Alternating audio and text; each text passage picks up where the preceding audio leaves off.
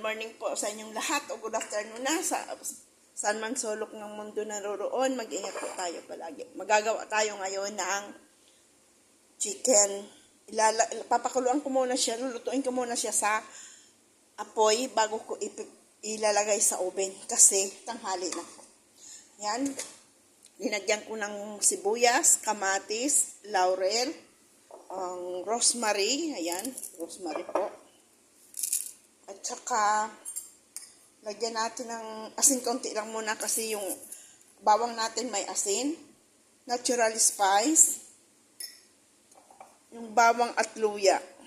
Yan. Yan, bawang at luya. Paminta. Lagyan natin siya ng lemon. Lagyan natin siya ng lemon. Ayan. Siyempre, hindi maaalis ang bitsin. Ayan. At konting tomato paste. Konti lang. Pangpakulay lang daw. Ayan. Pepper bill. At saka, lagyan na natin ng konting oil. Ayan. I-massage po natin.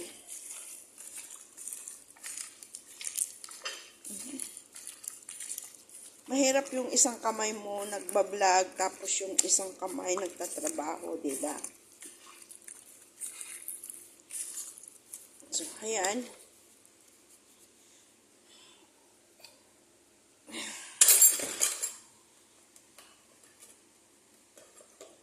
Ilagay din natin tong carrots, patatas dito na. Kasi hindi na siya kasya, diba?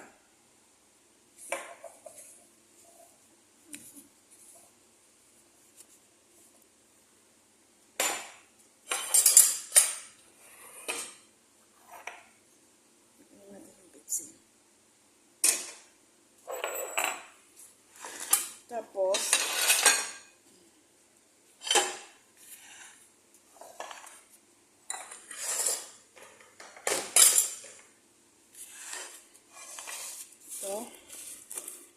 nalagay na natin yan yung manok.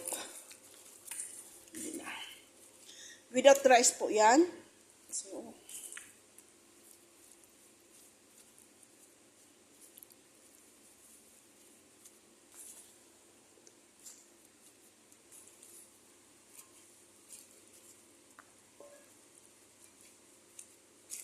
ito lang po ang pagkain ngayon. Tapos bread. Lagay natin dyan yan.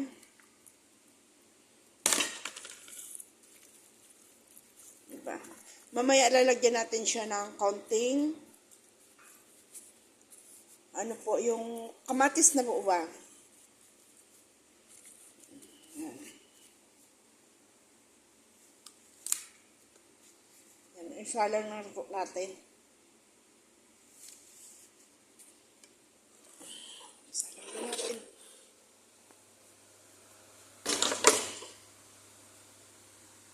May pakulo na tayong tubig. Tutubigan na lang natin ito ng mainit ng tubig po. Ayan po, nakasalang na fried muna natin sa loob kasi may ano pa siya. Tapos lalagyan natin ng mainit na tubig para madali lang. Habang magluluto tayo noon, mag-isa tayo nito. Gusto ko po kasing magluto ng may arroz caldo ba?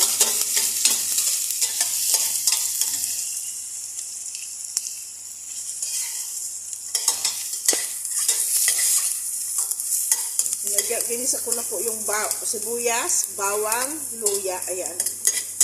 Sama-sama na po.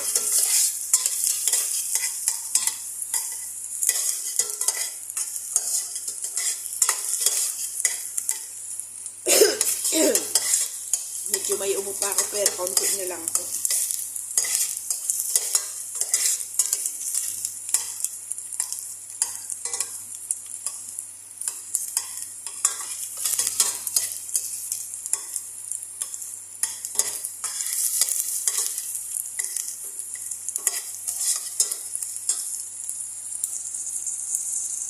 Apoy na yan. ilalagay natin yan sa oven. So, ayan, ito, ilagay na rin natin yung manok natin. Para ho, hindi malansya.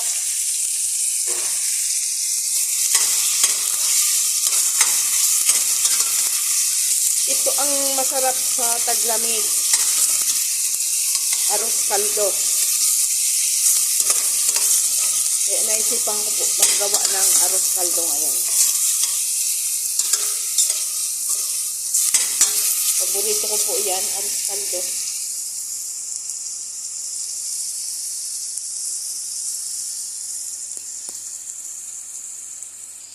Yan. Lagyan natin siya ng asin, bitsin, at saka yung paminta.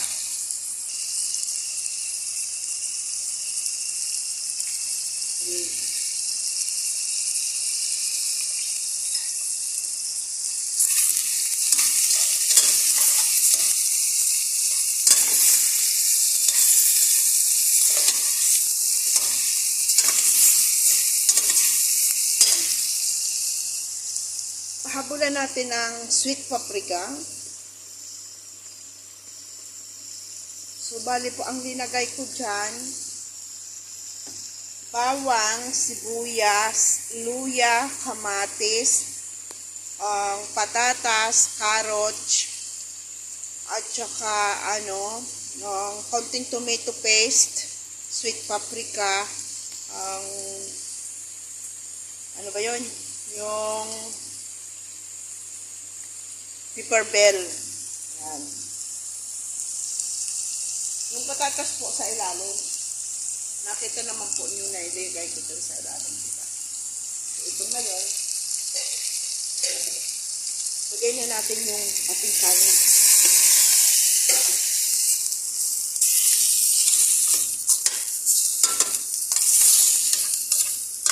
Mayroon tayong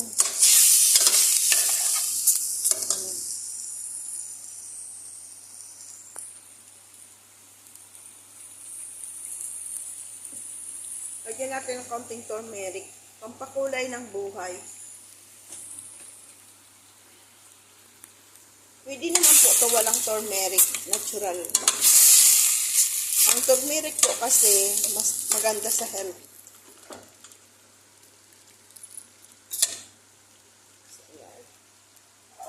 Lagyan na natin siya ng hot water.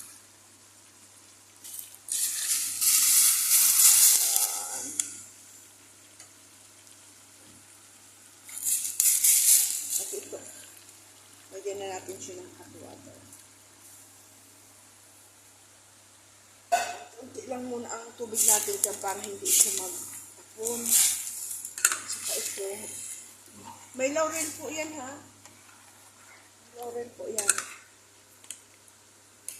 Hindi ko lang siya linagyan cloves.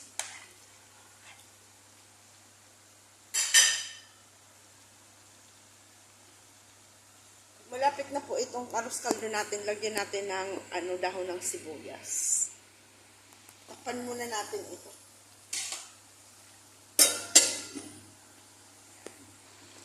Ayan na ang ating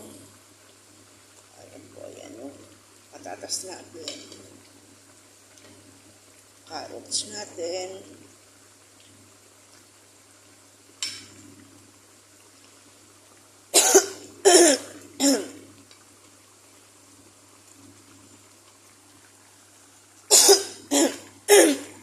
Grabe ang makati pa po kasi ang aking lalamunan. Mamaya po ilalagay ko po yung kamatis na ini-slice, ibabaw na. Para kung hindi maduro. Pag malapit na siya, yan, tikman natin.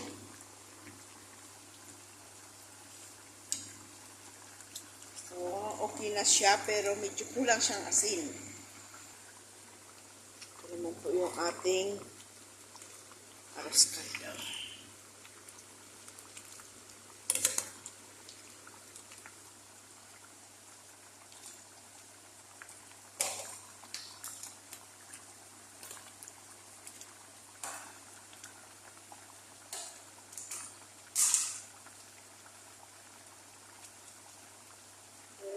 ng dahon ng sibuyas.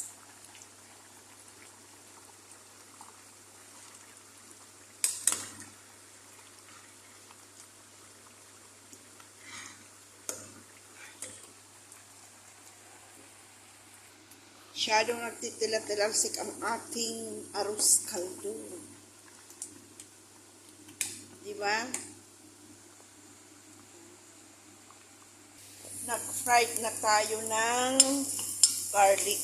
Itatapping natin sa ating arroz caldo po.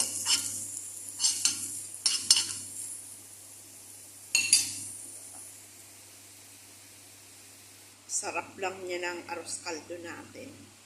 Ayan na yung garlic fried natin. So, dinagyan ko rin po itong garlic konti. Garlic fried konti. Para yung manuot po ba yung lasa niya. So, ayan na.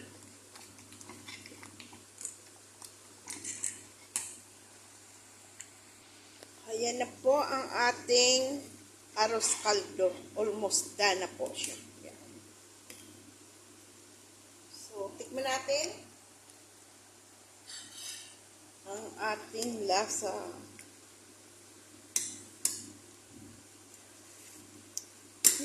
Sarap. Sarap. Done na po. Done. Ayan na po ang ating arroz caldo. Tiki 1 portion. Lloyd, thank you sa food. Pagkain sa taglamig, masarap po ito.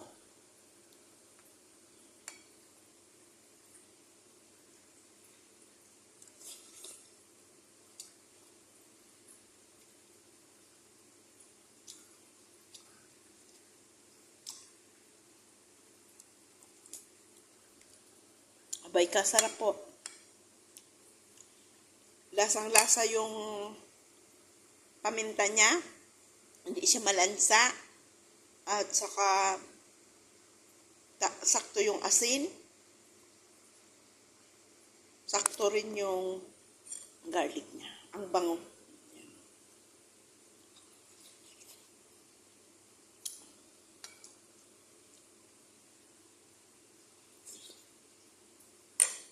Yan. Mausok pa.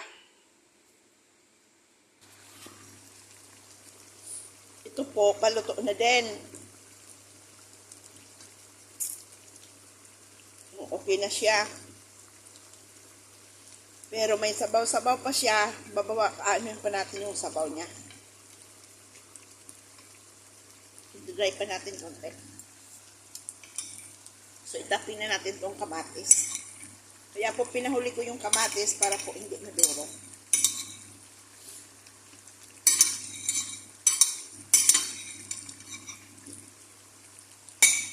Yan. Diyan na malapit na siyang matapos. Papadry natin yan, tapos ilalagay natin sa oven.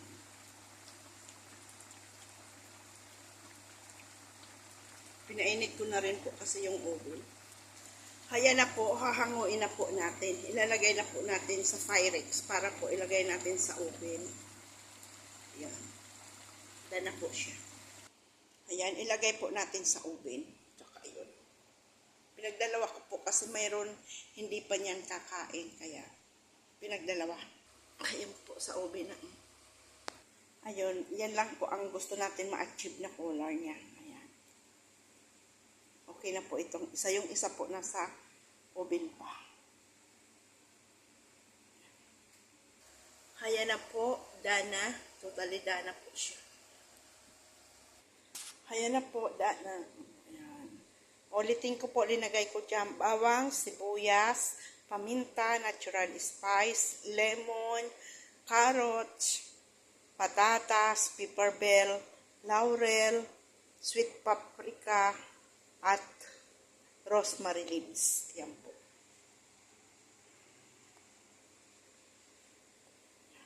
Ang ating menu for today.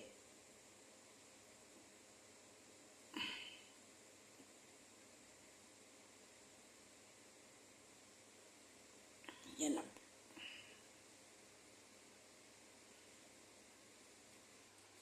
Ayan Ayan na po ang ating menu. Yan lang po ang katapat niyan, tinapay. Ito yung ating arroz caldo. Ayan na. So, ayan na po. Maraming salamat sa walang sawang suporta niyo sa akin. God bless you po. Bye-bye. Yan na po. Kasi po, marami na po tayong gagawin. Ayan.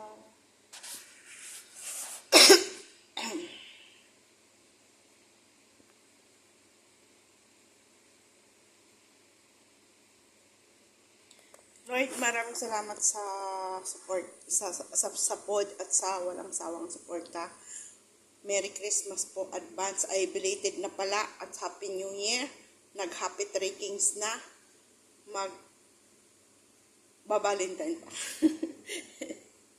Yan lang lamang po. Yan lamang po ang tangi kong hiling sa aking panalangin na maging okay ang aking pamilya, na wala pong anuman malalang karamdaman kahit po nagkakasakit, yung kaya lang, at malampasan po namin ang aming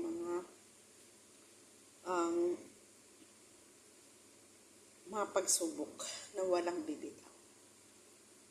Maraming salamat, Lord. Yan na po. Bye-bye. God bless.